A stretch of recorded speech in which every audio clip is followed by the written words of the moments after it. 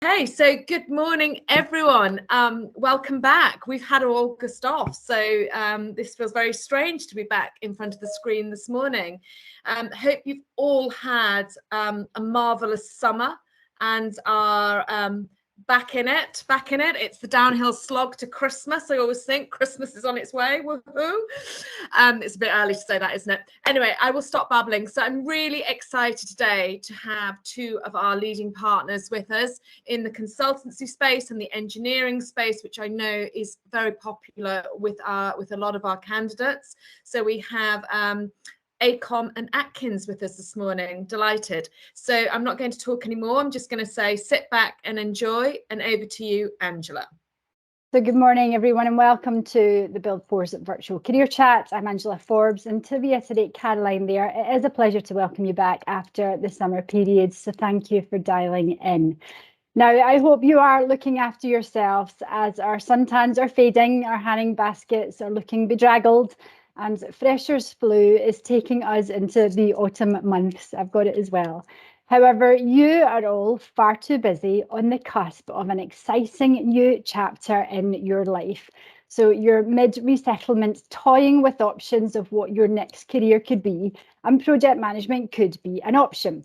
Now, for our chat this morning, we welcome two global giants, Aecom and Atkins, two of the largest and most fascinating consulting firms in the world. So we extend a very warm welcome to you both this morning. We'll hear from Sean Smithson, so Senior Project Manager Infrastructure with Aecom, and James Brown, who was a Senior Project Manager with Faithful and Gould for 2 years. He stayed within the SNC Lavalin Group, and he's now an Engineering Manager within Atkins. So without further ado, I'll hand over to Sean to kick us off. We'll take questions at the end, so feel free to write in any questions as we go. And Sean, we'll all switch our cameras off. Champion. Good morning, everyone. So I'm Sean Smithson, Senior Project Manager Infrastructure with Aecom, currently based across the Southwest. So a bit about my journey. I did 22 years with the Royal Engineers, leaving as W1 SMI, and I started planning my resettlement early. So I was 3 years out, kind of looking at where I was going to settle, what I was going to do, and made sure that I used all the resources available, so all ELCs, SLCs, to put myself in the best place possible for leaving. So I retired April 2020, which is it was straight into COVID lockdown. So there was kind of quite a few issues there with interviews and even a brief spell of unemployment, just due to how the sector was going at that time. I was then lucky enough through Build Force to get a job with Aecom Defence as a project manager, and that was looking at a big programme of heating installation upgrades across the RAF camps across country. So I did 12 months with Aecom Defence. My experience wasn't brilliant, but that was just my experience. Aecom employ a lot of ex-military who have kind of really good careers with them. So I was lucky enough to keep in contact with some of the Aecom contacts I originally made. I managed to switch across in April 2021 as a senior PM in a consultancy role. And that led me to start with, I did 3 months with Network Rail stroke Archcore, and Archcore, a company that were formed by former Network Rail employees to look after all the arches under railway bridges. And there are absolutely thousands across the country. And they rent them out to varying different businesses. It kind of ranges from cheese making to fancy boys to skate parks, all sorts. The only issue is that they've got to have 5 and 10 year inspections, and a lot of these inspections were behind date, and a lot of these businesses have put very expensive fit outs into the arches. So we had to come up with a plan of how we did a kind of a non-intrusive inspection without kind of damaging the fabric of what they put in. So there was an awful lot of stakeholder management, pretty difficult stakeholder management in some cases. A lot of people didn't want to put down what they've kind of built up so we could do an inspection, and then a lot of contract and lease management as well, looking at the different clauses that meant actually we had to go in and do this.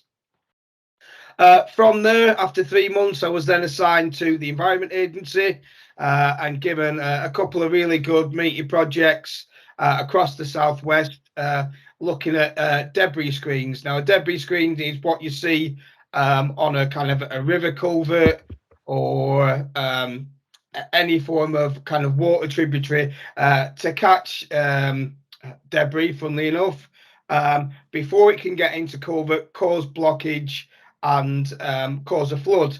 And the reason the Environment Agency were looking at these was because one did flood and they were sued for into the millions for the damage it was caused.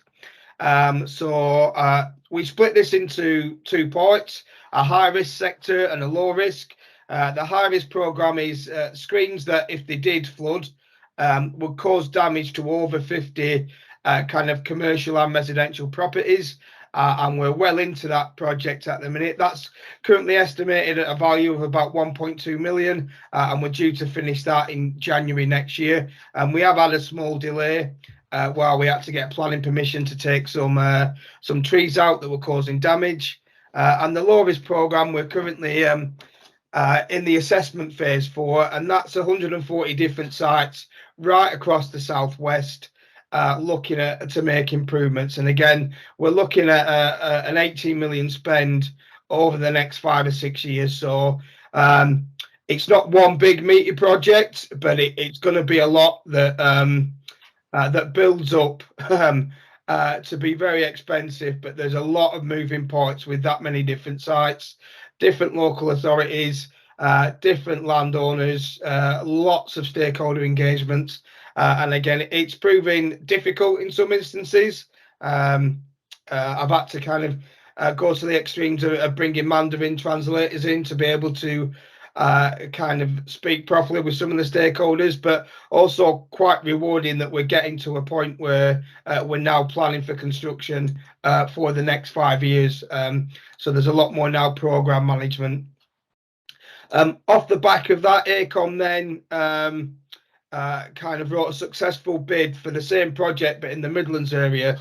So again, Aecom are looking to progress me into kind of business development, how I can expand the business, create new contacts, bring more people in, and again, that's a program looking at 3 areas across the Midlands, and again upwards of 25 million over the next 5 or 6 years. So again, fairly substantial kind of government money spend, and it's quite an exciting program to be involved with.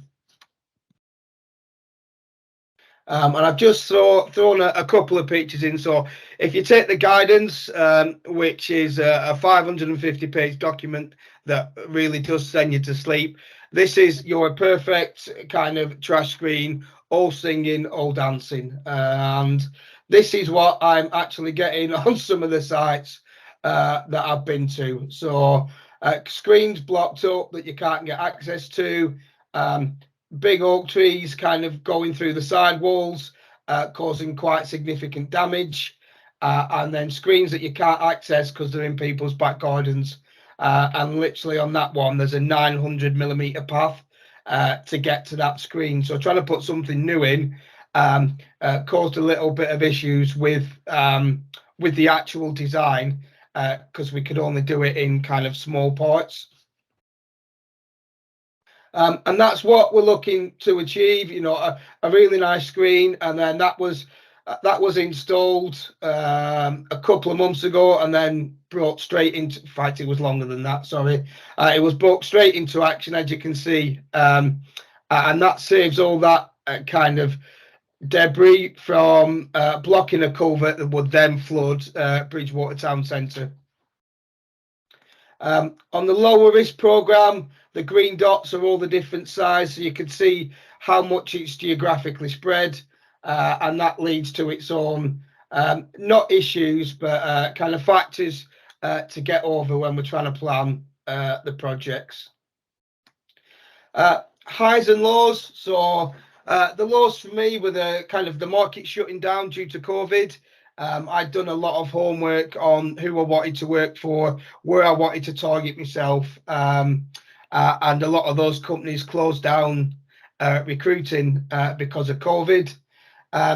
Endless rejections with no explanations, and that was just sending off for jobs through CV Library and other such websites, and a brief period of unemployment, I think 4 weeks, which was quite strange, as I'd had a job since I was 11, and I was then into my late 40s without early 40s, sorry, without a job.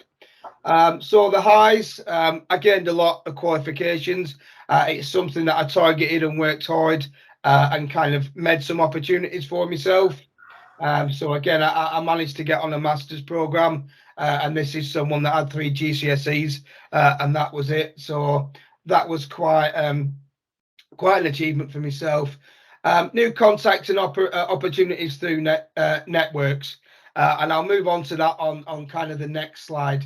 Finally getting to Aecom, which was one of the companies I targeted, and then Aecom investing in me, and I've already had kind of extra training courses. They want to develop me and push me up the business. We've got a kind of a clear career path to take me up to a associate and director, which is really good. And I actualize working from home. Again, it's something I discussed with Aecom, and they were fantastic. I'm kind of on a permanent home contract, so I'm not losing hours through commuting, and they were really flexible, and again, very just really good at understanding my needs and how to get the best out of me, which would then be the best for the company. So kind of my top tips is plan early. I was planning 3 years out, looking where to settle, looking what companies were in that area, and how to go about contacting them. And that kind of leads into don't leave it to the last minute. Again, I've seen a lot of people that leave getting the home sorted, trying to get a job all to the last minute, and you're just creating a lot more grief for yourself. So if you can do some of that stuff early, get settled with where you're going to live, where you're going to settle, sort your home life out, kind of family life out, that then leads you to be able to concentrate on just searching for a job and not having to worry about the other stuff. Use all the resources available. The amount of people I spoke to that had never used the standard learning credits and still had enhanced learning credits left. There's resource there for you to use, so use it. And also see if there's any other courses you can do in the military, which might not give you a qualification, but they will give you that knowledge that you can then talk about during interviews. This one I've kind of argued with a few people about actually, and that's be selfish. When I did my career transition workshop, there was people on there rushing to get back to work every night, or saying I've got to do this, I've got to do that for my boss. They only had 6 months left, and they weren't planning. You know, you've given your time to the military. It's time to put yourself first. And the day after you leave, that's you done. They will replace you. So be selfish with your kind of plan, ready to get out, to put you in the position you want to be when you leave. And into that is build your own brand. So think of yourself as a brand you're trying to sell. And that just comes to even going to careers fairs, simple things like the way you dress, the way you present yourself. If people are asking for your contact details from companies, make sure you get theirs as well and follow that up. And again, that starts going to building that network, which goes out to my next point. Oh, sorry, invest in yourself. Yeah, I've come across a lot of people who, you know, are aiming for big salaries and want a lot of money, yet they're not prepared for a little bit of investing in yourself, be that time, be that financially. I'll use, I actually work with someone to help me with my CV and my LinkedIn profile. and that didn't cost a lot. I think it was around £300, and that just opened a lot more doors then because the CV was so much better.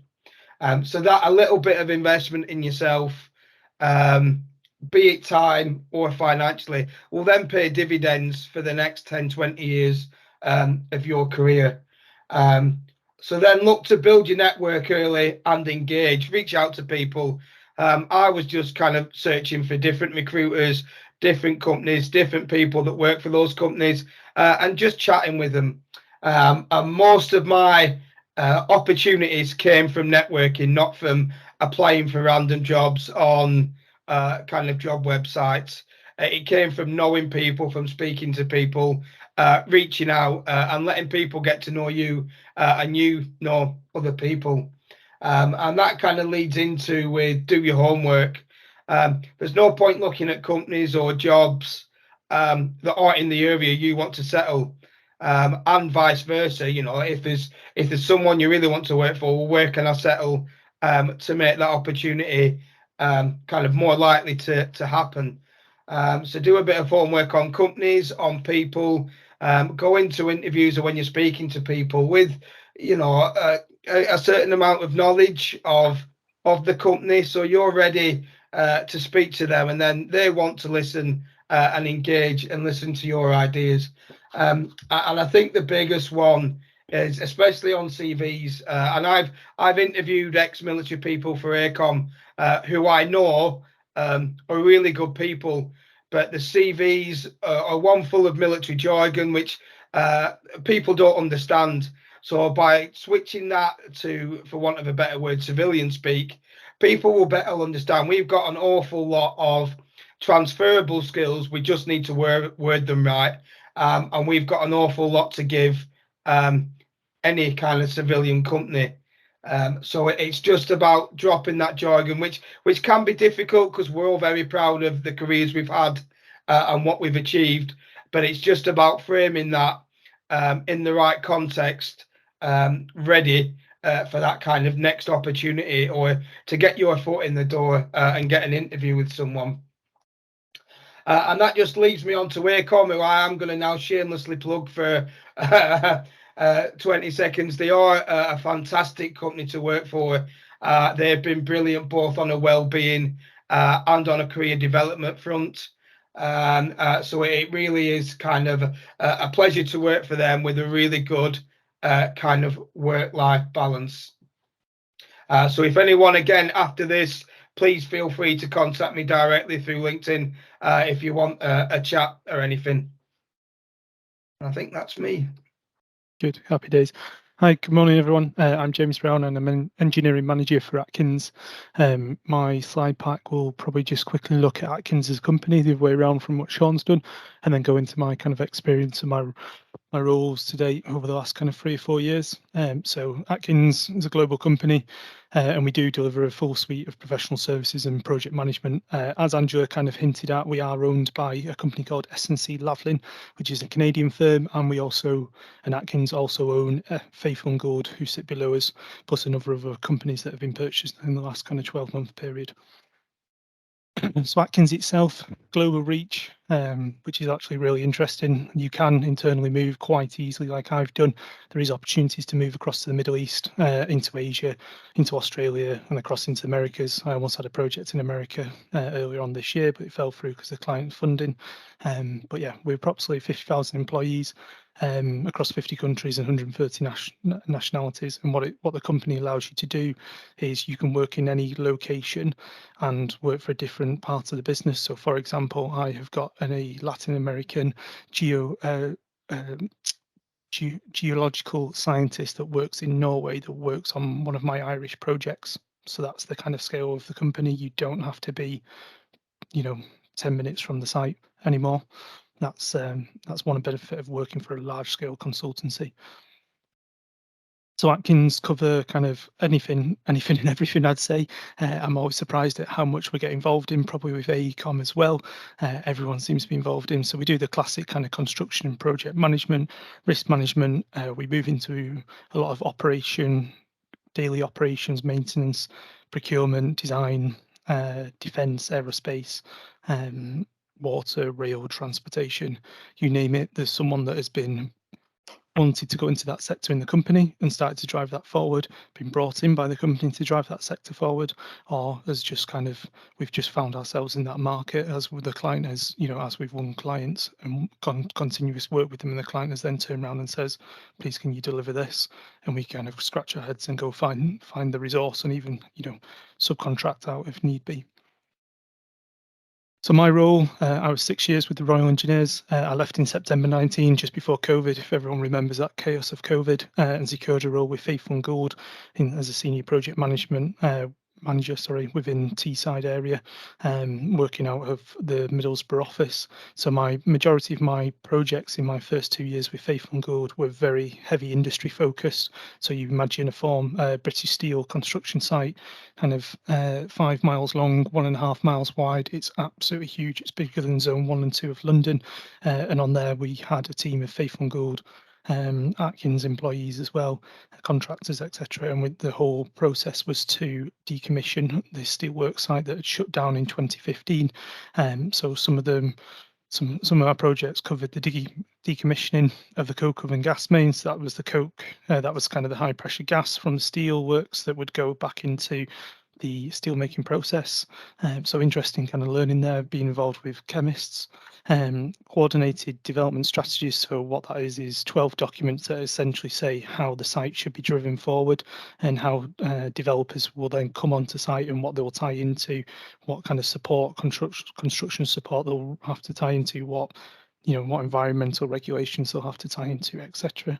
And then on to master planning, which is how to develop the site 10, 15, 20, 50 years forward to make sure that you don't pigeonhole yourself with one business. And then moved across into Atkins in September 21. I studied mechanical engineering at university, so I found Faithful and Gould quite interesting, but technically not challenging. I enjoyed my senior PM role, but I had a crave for kind of actually getting into the detail on the engineering side.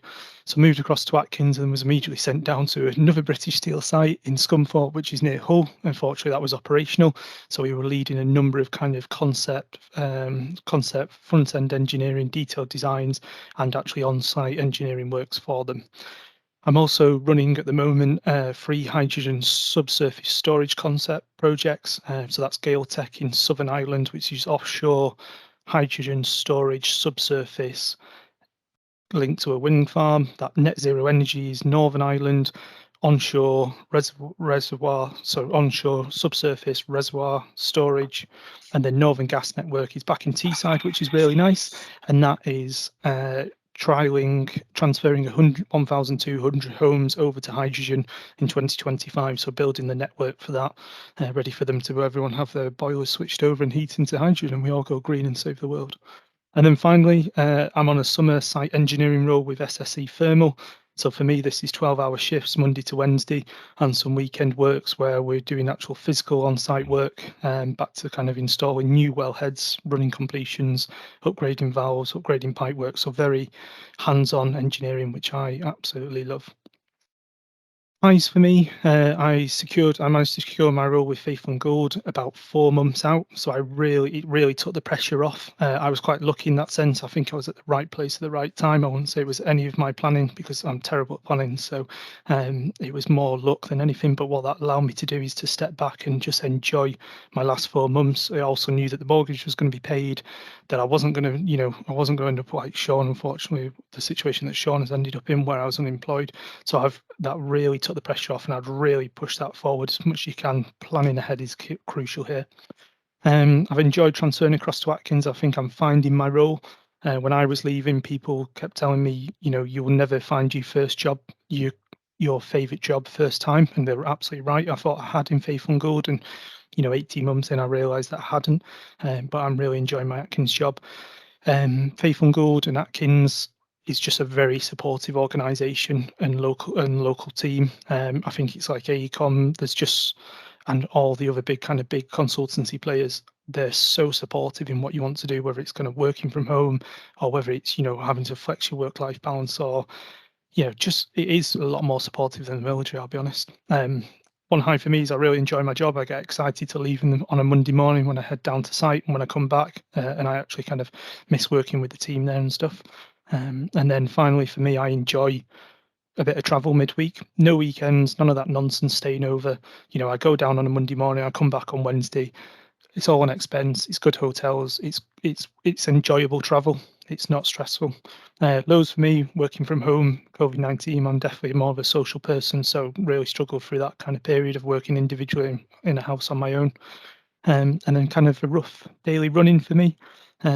You know, I think every role is slightly different, but for 12-hour shifts, you know, you'd look at kind of having, say, morning meetings, site inspections, intervention meetings to change delivery, delivery programs, afternoon meetings, into kind of report writing, planning ahead, multidisciplinary. You would not see, it would not be different from a construction site for the Royal Engineers in that sense, or any kind of task you've done in the military. You're already planning one step ahead, and the lads are cracking on with the work. That's all that happens constantly to me, and it's having that ability to have the right people at the right time at the right space with the right equipment to enable success. And that's all it is. It is just having that mindset and the ability to do it. And I think the ex-military personnel have that in droves, and it's really, you can see how much you thrive in that environment.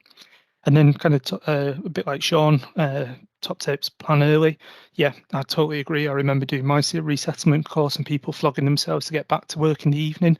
No one's going to thank you for that. 6 months out, well, you are going to hand your notice in, and you know, 6 months and 1 day, you are a nobody. So be selfish, look after number one, use internal resources. Use those internal credits, and also the internal online courses that are available. There is some good ones in there, kind of the APM side of life, PMF, the foundation, and then also through the various kind of internal schools, with School of Military Engineering, all the other schools that are available. And then also I would say don't hesitate to ask for guidance. I was very unsure about reaching out to people in industry, and I would just say just ask. You know, the best thing I did was kind of finding a job that was on the market, then looking on LinkedIn, finding someone that worked in that company who was ex-military, and just meeting them for a coffee, and having that connection, having enough of a connection to say, I'm interested in this job, can we meet for a coffee, and understand the role more. Even if you're not suitable, you're building that network. So I would say have the confidence just to ask, but ask with a reason. Don't just say, hey, I want to connect. Ask because you're interested in a job, you want to know more about the company, or you're looking to move into that sector of the business. And then finally, massively kind of safety moment. And then, yeah, thank you very much. I think we're on time. We're on half past, bang on time. But yeah, thank you very much. Thank you. Right, if we could ask our speakers and Caroline to come back on. Again, time for Q&A, so type your questions in the box or raise your hand. I'll kick off with a couple to get us started. Sean, so thank you for that. I actually quite like the comment you made about build your own brand. So can I ask what yours was, or how did you define yourself? What was your USP? Just more to make sure, you're always presented well. Simple things like having good manners, making sure all your profiles are one up to date, especially on LinkedIn, and look professional, and in a point where people can understand. And then, be confident. I think a lot of people in the military kind of struggle where to aim themselves. So kind of don't be shy in coming forward, because shy boys get no sweets.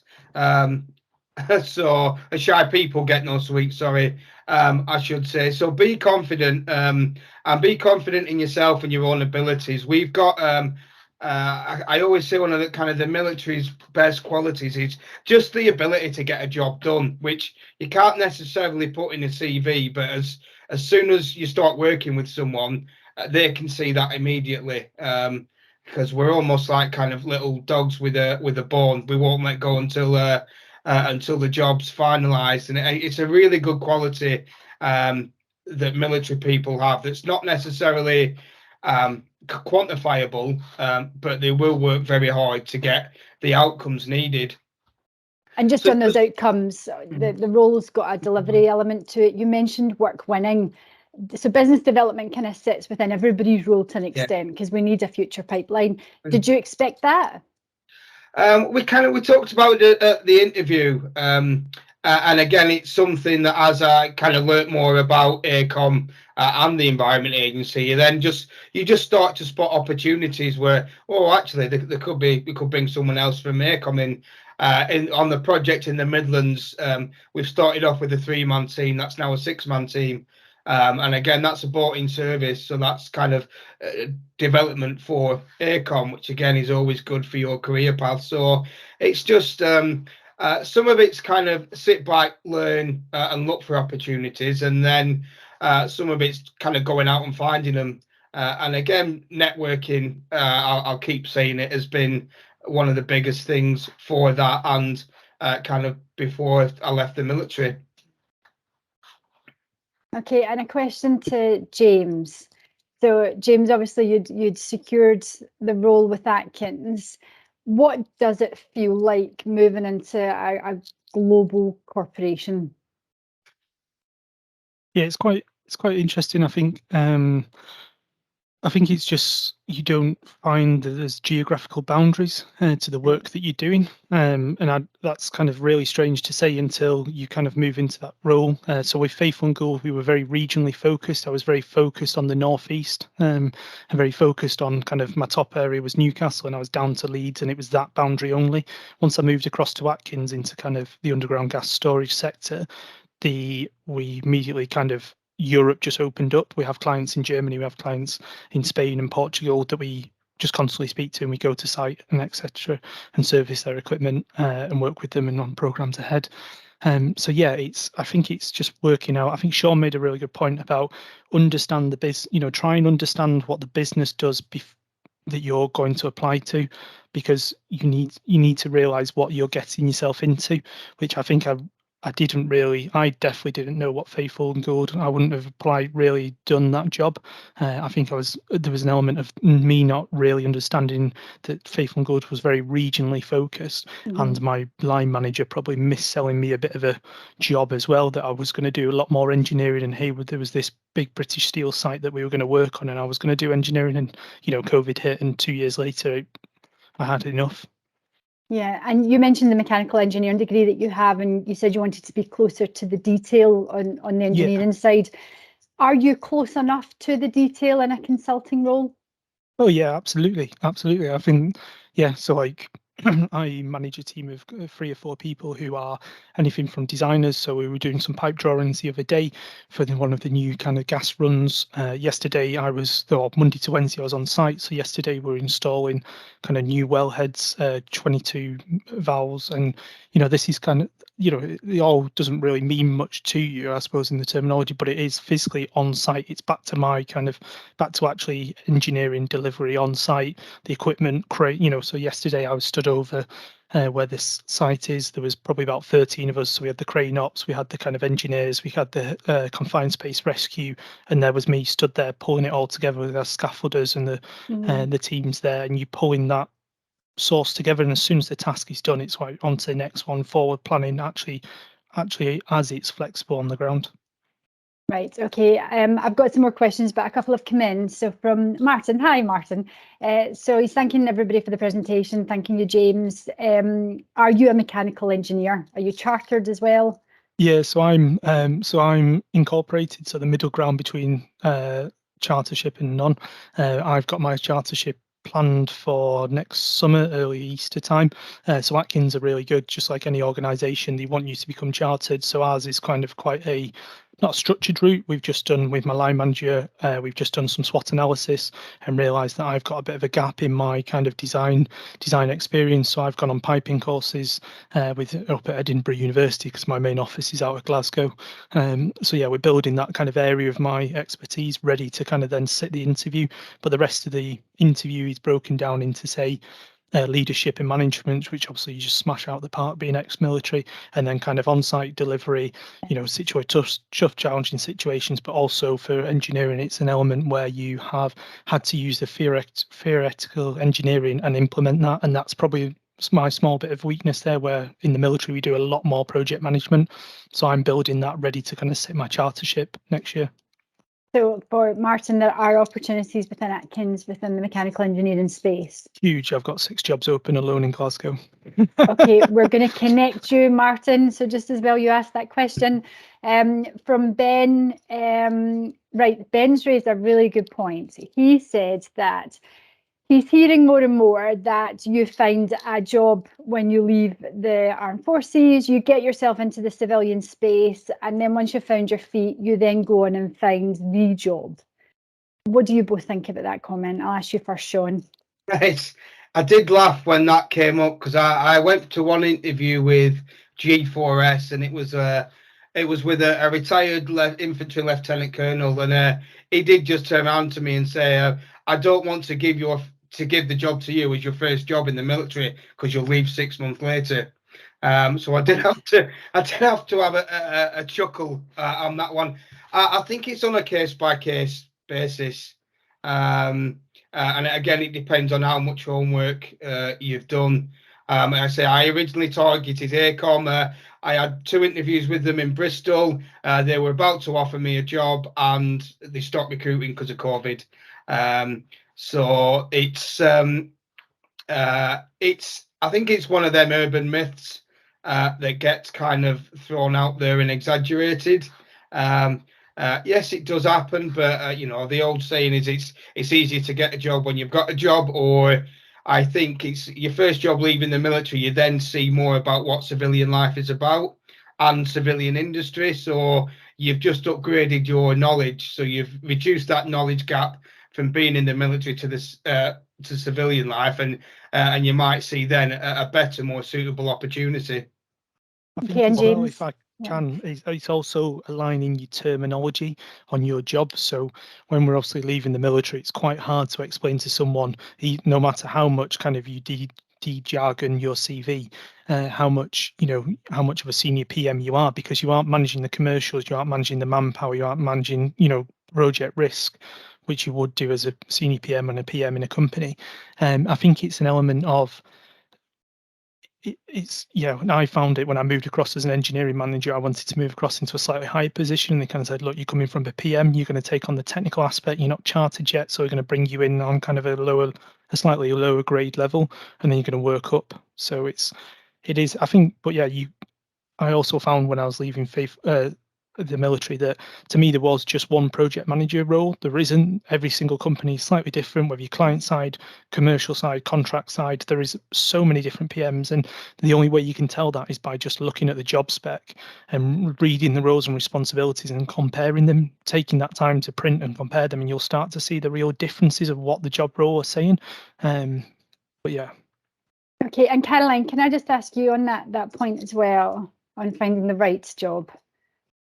Yeah, I mean, I've just been, sorry, I've been half listening because I've been replying in the chat box to Ben there. So, it is about finding what those transferable skill sets are and where they best fit the sector. And that's where Buildforce comes in. So it kicks off in your induction with one of our industry leads who will discuss, what you've done in your military before or after, depending on where you are. And then according to that, we'll hook you up with mentors like Sean and James, etc. But according to that skill set and that location, so you can have those conversations.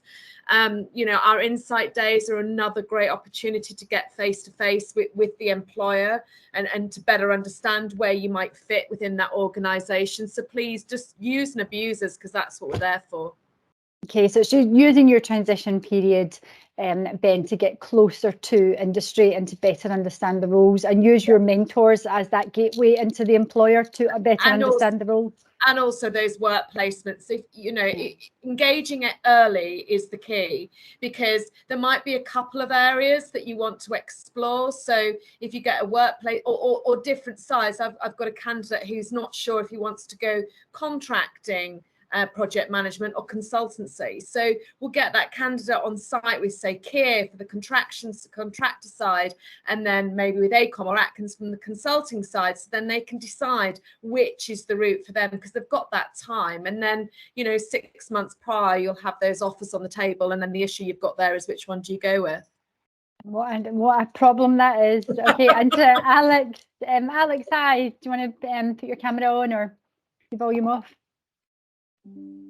Hi, good morning. Could you hear me there, guys? We can, yes. Great stuff. Thanks a lot for the presentation this morning.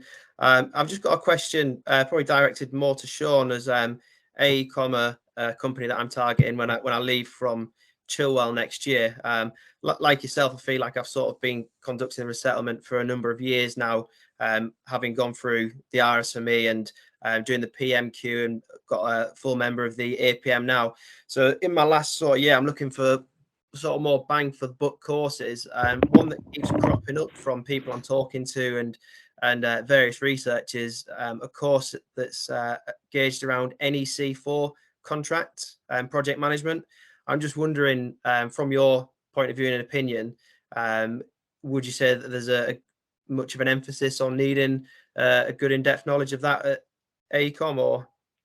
Depending on where you're going, but I've said to a few people, the only regret I have with my resettlement is not doing the NEC4 accreditation course. It makes you a much more employable person, and they will ask on an interview what NEC4 experience have you got. I use it on an hourly basis. All our contracts are NEC4 based. And it is a bit of a big gap from working in as a military PM to then working as in either client side or consultancy. It's one of the courses I would say it's well worth that. When I say investment in yourself, that's one of the ones. That's the biggest one for me. If you're looking at going into the construction sector. Can I jump in on that as well? Is that okay? So I would completely agree with Sean there. I did the NEC3 prior to it changing over to NEC4 training course, and I would really strongly recommend that. I think Kevin might be on the call as well, but I've already recommended to Kevin to try and do NEC4. There is a 2-day course, or there's longer courses, but having exposure to the understanding of all the different terminology, different contract types. Even you can just explain the free. Well, with NEC3 there was A to E, different contract types, reimbursable, etc. Sit down and explain that and give an example where you might have used that. One course that I'd really push that not a lot of people seem to do is commercial masterclass. It used to be on the DLE or something like that, but a commercial course. So what I find in the military is you don't own the budget, you don't own any money, you don't resource anything, you don't see your funding move around. We just do the manpower and we do it well. But when you then sit in that interview and they say, well, how many millions of pounds have you run that project? But you are really joking with someone. You really need to have some kind of training there to say, yes, I've had exposure, and something like a commercial course, 3-4 days long would be really beneficial to say, yeah, fine, I maybe haven't, run a project with X number of million, but I've received this professional training. And then at work, I've also done these little small projects to use that training. Industry love that. If you can do a course and then go off and put it, action that course, they absolutely love it. Thanks, Alex. Just a quick question, James and Sean. Are you assuming then that as the candidates are applying to your employers that they have the Agiles and the Prince 2s and the APM, PMQs? Are they necessary? I'd say if you're pushing, you need to be able to quantify your experience. So I'd say one of them. I know Aecom really look at either Prince 2 or APMQ. Okay, and James, within Atkins? Yeah, I think if you're heading more to construction, you need to be going down the NEC route. I've always been told Prince 2 is if you were working in a government organisation, you want to be looking at Prince 2 because it's a higher level. Prince 2 looks up the programme, whereas NEC looks down into the project and actually runs daily operations. So if you're, depending on where you're pitching yourself in a job, then yeah, I'd say if you're going to go be a civil servant in DIO, then Prince 2 will probably be on that job spec. Okay, and Ben's raised a point, which is a really, really valid one. Whilst everybody's going off and they've got their specialisms and their technical capabilities, you might get some more mainstream project managers thinking, why would anybody employ me? I don't have a USP. So Ben was asking the question around what skill set do I have that's relevant to the project managers? Why would they want to employ me? So I think we've picked up themes of that, and Caroline's obviously gone back and said, listen, spending time with these employers, spending time with your mentor, the insight days, just raises and heightens your awareness of what these employers are looking for. We'll go to Simon's question. Do you need an SME in a sector to PM? I assume you do in the engineering sector, but it is the same as other sectors. So SMEs are subject matter experts for use in military, isn't it? I think the problem is PM is such a wide term that if you've got the baseline skills that an APMQ or a Prince 2 will teach you, you can apply them to any sector. You've got if you've got experience in a sector, be it construction, be it infrastructure or IT, then that's going to be an advantage, but it's not a stopper. Yeah, I'd back up Sean's point there. I think if I give the example, say in my sector in underground gas storage, if you were applying from the outside into a senior project manager position without experience, you would struggle. But if you had your PM qualifications, APM, had some PM experience, then there's no reason you couldn't come in as kind of a junior PM or a project manager. I just don't think you could punch into the senior project manager straight away without actual industrial experience. But like Sean says, the qualifications, getting the qualifications and showing examples of your work are just really key. Okay, and Ben's other point that he raised was the full jobs board, applying online. I just can't break it, but I know if I get my foot in the door and get to interview stage, I can sell myself. So this is probably going back to the CV issue again, isn't it? Which I think we've raised and picked up, and Caroline's responding back to you, Ben. So, but we can help that further if you need us to. Other questions that are coming in. Where do you see the balance for demand between technical skills and experience versus military soft skills when applying for a job? That's from Andy. I think it's our big advantage is the soft skills we get, and especially as you go, you kind of climb up the military chain. You're almost given the level 7 in strategic leadership and management. So it's a big tick when you've got an interview and they go, "Oh, what you like at managing people?" I know my line manager, "Oh, I'm going to give you 4 people to manage. Can you handle that?" And I'm kind of used to 50 odd. Yeah, it's not an issue. And they were quite shocked at how easy we manage people. And I also think that also works in communication. And us adapting communication methods and the style of communication dependent upon who we're speaking to. So I've got a list of 150 different stakeholders, and some I need to cuddle, some I need to be firm with.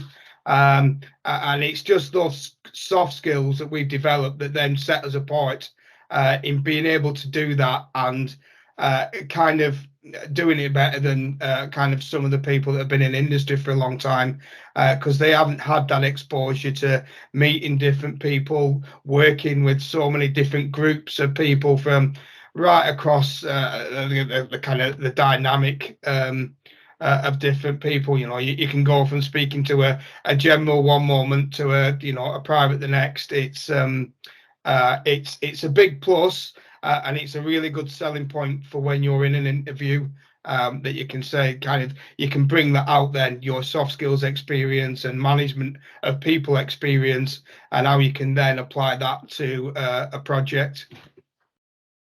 Okay, and the question's just coming there from Kevin. The NEC4 course or a master's in exec leadership and management, which one?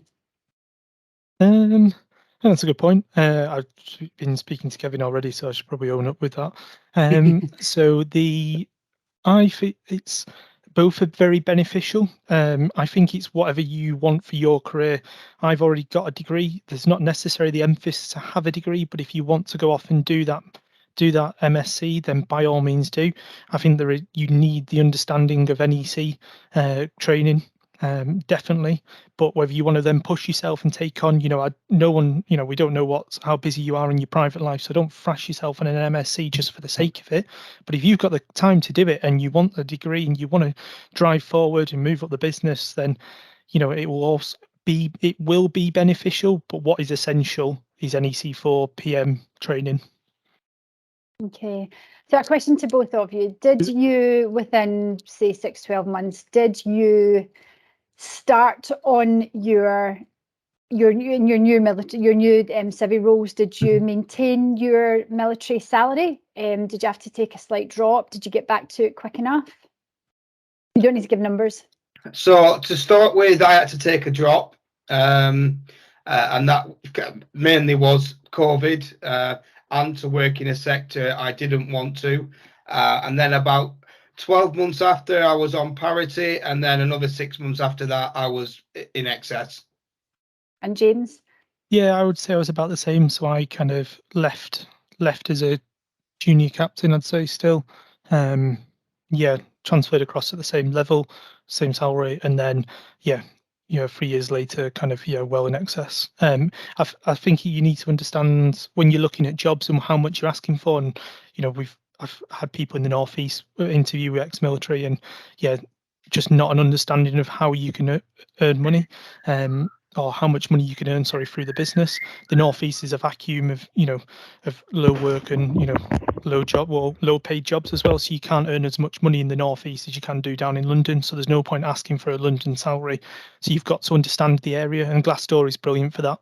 Or just speaking to people, and if you can get them to be absolutely honest and tell them the salary, then that's even better. But Glassdoor is a good one for that. And do you both feel as if you were able to maintain your rank or role that you had within your military career, or is it just not comparable? I'd say it's not comparable, and I've had this discussion with a few people where they've gone, oh, that person left the military and now I was higher than him in the military, but he's higher in the company and I'd have to work for him, and I shouldn't have to be like that. It makes no difference whatsoever. So I would say don't chase job titles, chase jobs. If it gives you the salary you want, everything else will follow that if you're at that level. But don't chase a job just because it's at a certain level, because a job, an associate in one company would be a senior PM or a principal engineer in another company, and that's just the way it is. So again, it's very much company dependent, and it's your first job outside of the military, so drop all that. I nearly put it on my top tips to drop your ego, but I kind of took it off. But again, don't worry about that stuff. That will come because you'll show your worth with how you operate. James, you concur with that? Nothing different from Sean. Sean said it on the head there.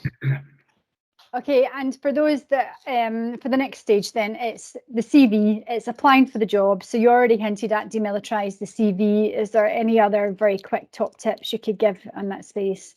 If I can come in on this, I think I would.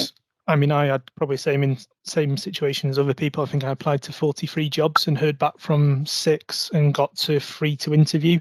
And then I still think I was at the right space, at the right place at the right time for my job with Faithful and Gould. I think there's a huge benefit in just using LinkedIn, using the networking, using other organisations that are similar to Build Force as well, to just have that coffee to say, there's a job available. Can we just have a quick chat about it? I don't, you can be honest and just say, like, I don't understand this line in the roles and responsibility. It shows that you've read into it. It shows that you're interested, not just, hey, I want, you've got to show that kind of connection, because there are so many people leaving the military that you have to put that little bit of extra effort in. Okay, and you're both actively recruiting at the moment, is that right? Yeah. Huge. You are. Okay, so contact Caroline in the first instance, is that right?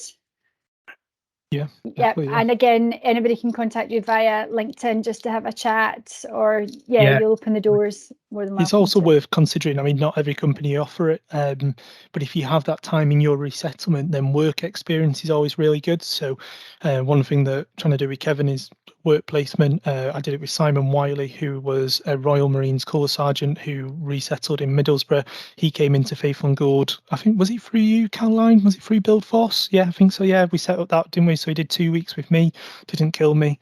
Or didn't make me run up any hills anyway. On Teesside on the decommissioning the coke oven gas main project, and then we opened a job advert, brought him in, and now he's a senior project manager in Faithful and Gould. So do not underestimate committing to a company work placement time. It might just be a kind of great 2 weeks, right? Have exposure, or they might just say, hey, you're a really good person. We need you in the team. So you might walk into a job that's not actually on paper available, but they'll make it available. Okay, perfect. Well, listen, thank you to Sean and James for their incredible contribution today, and to our military community that are watching. So project management is so incredibly vast and challenging, and it is a fantastic second career option for you. Remember, you are not alone. Buildforce is here to support and guide you as you transition. So please get in touch if you have any questions, and we'll help you take it further. And I'll pass back to Caroline with some insights, and I'll see you all in 2 weeks. Thanks, Angela, and thanks, Sean and James. It was really good. My favourite bits was the top tips, and I would hugely agree with everything you both said. So, you know, boys and girls that are listening, please do try and take that on board, especially that one, you know, when you're in your last 6 months, be selfish. I so agree with Sean. You know, this is your time. You can get 3 or 4 offers on the table if you put that effort in, and it is all about timing. And yes, get on site and do a work placement, and even if you don't get a role with that company, you've got that industry, that sector experience, so that in itself looks fab on your CV. So just a couple of things coming up. Please do support us. We have a team of veterans running. Myself, I think I'm going to be limping or staggering behind these young, fit, virile veterans that are running with us. But the cause is to raise mental health and suicide awareness within the armed forces community. So it's something very close to Buildforce. We do invest a lot of time in this area through our psychologist, Bernie Graham. So please do go to our website and donate. Every little helps. Thank you. And just keep giving us support on social media to make sure I get my butt out there and get my training in.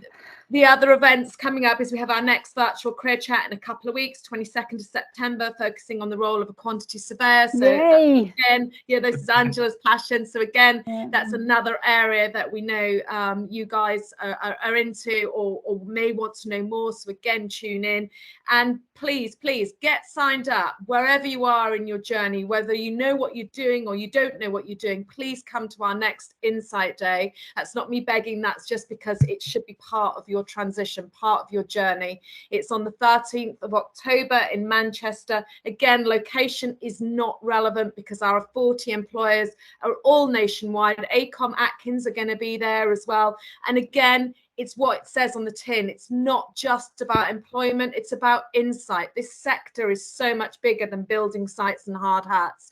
You know, whatever skill set you've got, we want. So come along, find out more. We'll all be there, and we look forward to seeing you, and spread the word. The more the merrier. And free lunch. So there we go. Just come to that.